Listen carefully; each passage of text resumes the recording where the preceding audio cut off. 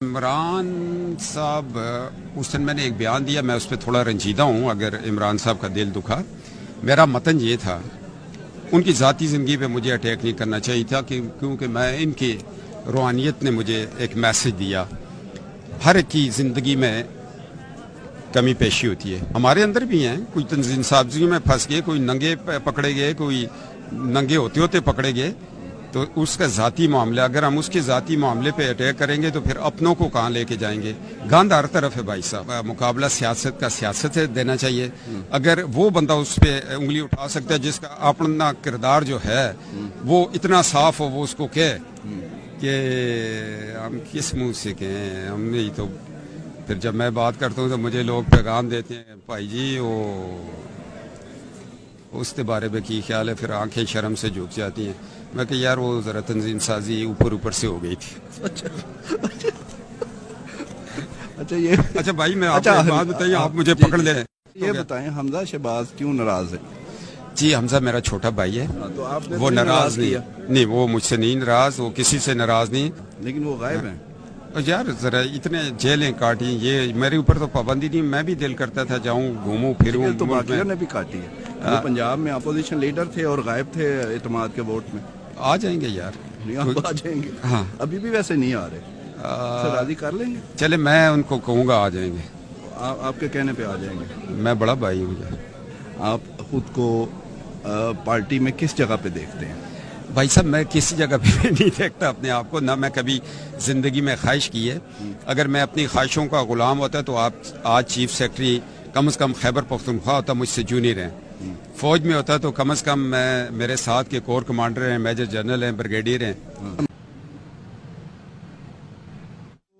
منحرف ہو کے آپ کے پاس آئے پی ٹی آئی سے جی، کچھ ہیں، میں نے راجہ ریاض اس طرح کے، ان کے بارے میں کیا کہتے ہیں؟ وفاداری تبدیل کرنی چاہیے؟ نہیں کرنی چاہیے۔ جس کے ساتھ کھڑے ہو، گرم پانی ہے، ٹھنڈا پانی ہے، جیل ہے، اڈیالہ ہے، نیب ہے، کھڑے ہو جاؤ۔ پھر یہ کیا بات ہوئی کہ جیتو تم عمران کے ٹکٹ پہ اور تمہیں اقتدار نظر آئے تم ادھر آ جاؤ؟ میں نظریے کے اس وقت بھی خلاف تھا اور آج بھی میں خلاف، میں تنخواہ آپ کے چینل سے لوں، کام دوسروں کے لیے کروں، ایسے تو نہیں ہونا چاہیے۔ وہ کہاں گیا ووٹ کو عزت دو کا پیار؟ یہ سوال آپ مجھ سے کیوں پوچھ رہے ہیں؟ ووٹ کو عزت دو کس سے پوچھنا؟ نہیں، اس لیے کہ میں نے بورڈوں پہ لکھ کے لوگوں کو یاد کرایا تھا۔ یہ بیانیہ بڑا سٹرونگ تھا، مگر ہم نے ووٹ کو اس دن بے عزت کر دیا جس دن ہم نے اپنا ووٹ باجوہ کو ایکسٹینشن کے لیے دے دیا۔ اب یہ نظریہ نہیں چلے گا ووٹ کو عزت ہو، ہم نے دفنا دیا اس نعرے کو، افسوس سے کہتا ہوں۔ تو اب کیا چلے گا؟ اب یہی ہوگا، آٹا سستا کریں گے، بجلی سستی دیں گے، یہ ہم ابھی قوم تو نہیں ہے ابھی بھائی جان۔ اور اس میں ذمہ دار کون ہے؟ شہباز شریف ہیں بھائی جان، اس میں ہر وہ مسلم لیگ کا بندہ مائنس پرویز رشید جس نے ووٹ نہیں دیا، جس نے بھی ووٹ دیا وہ مجرم ہے ووٹ کو عزت دو کے نعرے کا۔ یہ کوئی بات ہے یار؟ آپ لیڈر کے سامنے کھڑے ہی نہ ہو کہ نہیں سر یہ گل نہیں کرنی اسی، تسی تے سارے لالچی ہو، ٹکٹ مل جائے چاپلوسیاں کر لیے، گوڑیاں نو ہاتھ لا لیے، اسی ایم این اے بن جائیے اپنے پنڈ دے، تو کی فائدہ اس ایم این اے بنن دا یار، جب تو آپ نظریات کیا تحفظ نہیں کر سکتے تھے؟ قائد اعظم کے آگے لوگ نہیں کھڑے ہوتے تھے؟ سیدنا عمر فاروق رضی اللہ تعالیٰ عنہ سے نہیں پوچھ لیا تھا سلوار قمیض کیسے بنی ہے؟ اچھا، تو میاں صاحب کو کہنا چاہیے تھا کہ ووٹ ایکسٹینشن کو ووٹ دے، ان کو بھی تو نہیں کہنا؟ میں داتا زور بیٹھا ہوں، نہیں کہنا چاہیے تھا۔ وہی شخص جس نے ان کو للکارا تھا، ان کو ورگلایا گیا ہے، ان پہ جھوٹ بولتے ہیں، ان کے ساتھ فراڈ کرتے ہیں میاں نواز شریف کے ساتھ۔ قسم خدا کی اس پاکستان کو اگر نواز والے وہی ہیں جو ادھر سے جاتے تھے، جی میں ان کے نام لیتا ہوں اور میں نام لیتا ہوں، ورگلانے والی وہی ٹیم ہے جو جا کے گھوڑے پڑ دی تھی، میاں صاحب اس طرح کر لیے تھے، ہو جائے گا، وہ اور دستے نہیں تھے آگے کہنے، جو بھی ہے وہ نواز شریف صاحب کو بتانا چاہیے کس نے یہ غلط فیصلہ کروایا۔ 28 نومبر کے بعد حکومت ملی، پہلے آپ کے پاس حکومت نہیں تھی، یہ بات یہ پہلے بھی تو حکومت تو تھی، تو پھر آپ نے ایسی حکومت کیوں لی؟ وہ باجوہ کے نیچے دبی ہوئی حکومت تھی، تو پھر ایسی حکومت کی کیا ضرورت تھی جو دبی؟ یہ ایک ذمہ داری تھی، اگر نہ لیتے تو ملک سری لنکا بن رہا تھا، تباہی ہو رہی تھی۔ پھر ہمیں یہ تو نہیں کہنا چاہیے کہ 28 نومبر کے بعد ملی؟ جی یہ سیاستدانوں کا پتہ ٹھیک کھیلا انہوں نے کہ آگے چل پڑے اور کام کو ٹھیک کر لیا۔ الیکشن ہو جائیں گے ٹائم پہ یہ 2 صوبوں میں؟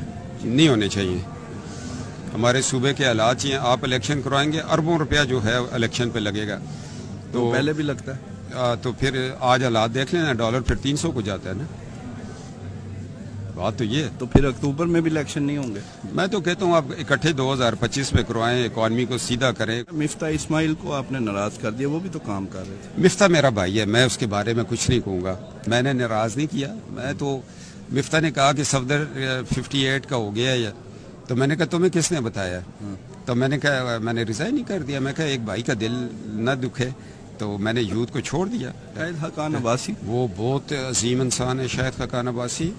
اس نے 12 اکتوبر کے بعد جس جوان مردی سے مشرف کا مقابلہ کیا، اٹک قلعے میں رہا. جو شاہد خاقان عباسی بھائی ہے ہمارا بڑا، اس کی ذات سے عہدے بہت نیچے رہ گئے.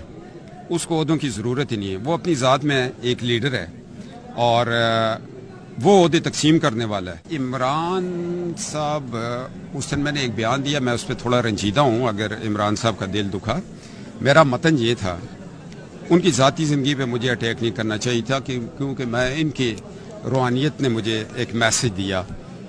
ہر ایک کی زندگی میں کمی پیشی ہوتی ہے، ہمارے اندر بھی ہیں. کوئی تنظیم سازیوں میں پھنس گئے، کوئی ننگے پکڑے گئے، کوئی ننگے ہوتے ہوتے پکڑے گئے.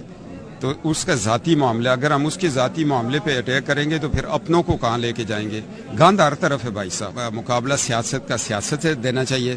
اگر وہ بندہ اس پہ انگلی اٹھا سکتا ہے جس کا اپنا کردار جو ہے وہ اتنا صاف ہو، وہ اس کو کہے کہ ہم کس منہ سے کہیں، ہم نہیں. تو پھر جب میں بات کرتا ہوں تو مجھے لوگ پیغام دیتے ہیں، بھائی جی وہ اس کے بارے میں کی خیال ہے؟ پھر آنکھیں شرم سے جھک جاتی ہیں. میں کہ یار وہ ذرا تنظیم سازی اوپر سے ہو گئی تھی. اچھا بھائی میں آپ کو ایک بات بتائیے، آپ مجھے پکڑ لیں. یہ بتائیں حمزہ شہباز کیوں ناراض ہے؟ جی حمزہ میرا چھوٹا بھائی ہے، تو آپ نے وہ ناراض نہیں، وہ مجھ سے نہیں ناراض، وہ کسی سے ناراض نہیں. لیکن وہ غائب ہیں. یار ذرا اتنے جیلیں کاٹی، یہ میرے اوپر تو پابندی نہیں. میں بھی دل کرتا تھا جاؤں گھوموں پھروں. تو باقیوں نے بھی کاٹی ہے. وہ پنجاب میں اپوزیشن لیڈر تھے اور غائب تھے اعتماد کے ووٹ میں. آ جائیں گے یار، آ جائیں گے. ہاں ابھی بھی ویسے نہیں آ رہے. راضی کر لیں گے. چلے میں ان کو کہوں گا آ جائیں گے. آپ کے کہنے پہ آ جائیں گے. میں بڑا بھائی ہوں یار. آپ خود کو پارٹی میں کس جگہ پہ دیکھتے ہیں؟ بھائی صاحب میں کسی جگہ پہ نہیں دیکھتا اپنے آپ کو، نہ میں کبھی زندگی میں خواہش کی ہے. اگر میں اپنی خواہشوں کا غلام ہوتا تو آپ آج چیف سیکرٹری کم از کم خیبر پختونخوا ہوتا، مجھ سے جونیئر ہیں. فوج میں ہوتا تو کم از کم میرے ساتھ کے کور کمانڈر ہیں، میجر جنرل ہیں، بریگیڈیئر ہیں. مریم صاحب آپ چیف آرگنائزر ہیں جی، آپ دیکھ رہے ہیں کہ وہ ملک کی وزیر اعظم بن جائیں گی ایک دن؟ مجھے تو مستقبل قریب میں نظر نہیں آتی، کیونکہ حالات اس طرح 2025 میں الیکشن ہوگا، اور الیکشن کے بعد اگلے 5 سال شہباز شریف صاحب کو اگر ملے تو ملک آگے. نون لیگ کے سینئر رہنما کیپٹن ریٹائرڈ صفدر کا AIY نیوز کو خصوصی انٹرویو آپ نے ملاحظہ کیا تو اس پر سوال اٹھتا ہے کہ کیا مریم نواز کے گھر سے بغاوت کی آواز اٹھنے لگی ہے؟ کیپٹن صفدر یہ کہتے ہیں کہ مریم نواز ان کو وزیر اعظم بنتی ابھی نظر نہیں آ رہی ہے. ساتھ ہی انہوں نے کہا کہ سیشن کا ووٹ دینا نواز شریف کی بڑی غلطی تھی. نعیم اشرف بٹ ہمارے ساتھ موجود ہیں، ان سے بات کر لیتے ہیں. نعیم، آپ کو انہوں نے انٹرویو دیا، بڑا تہلکہ خیز انٹرویو ہے، مزید کیا آپ کی بات چیت ہوئی؟ جی بالکل، بڑا اہم انٹرویو، اور آپ دیکھ لیں کہ اس سے بڑھ کے کیا ہونا ہے کہ ان کے شریف فیملی کے گھر کا اہم فرد مریم نواز کے شوہر اور مسلم لیگ نون کے رہنما جو کافی سال مسلم لیگ نون یوتھ کے وہ پورے پاکستان کے صدر بھی رہے ہیں اور بڑے ایکٹیو ہیں. ایکچولی یہ ہمیں داتا دربار لاہور میں رات کو عشاء کے نماز کے بعد وہاں پر یہ آئے اور وہاں پر ان کا ہم نے انٹرویو کیا، اور یہ شاید وہ ایک بڑی ہستی کا کہہ لے کہ فیض تھا کہ وہاں پر بالکل سیدھی باتیں انہوں نے کی، سچ بولے، اور ہم یہ کہہ سکتے ہیں کہ بالکل بغاوت کا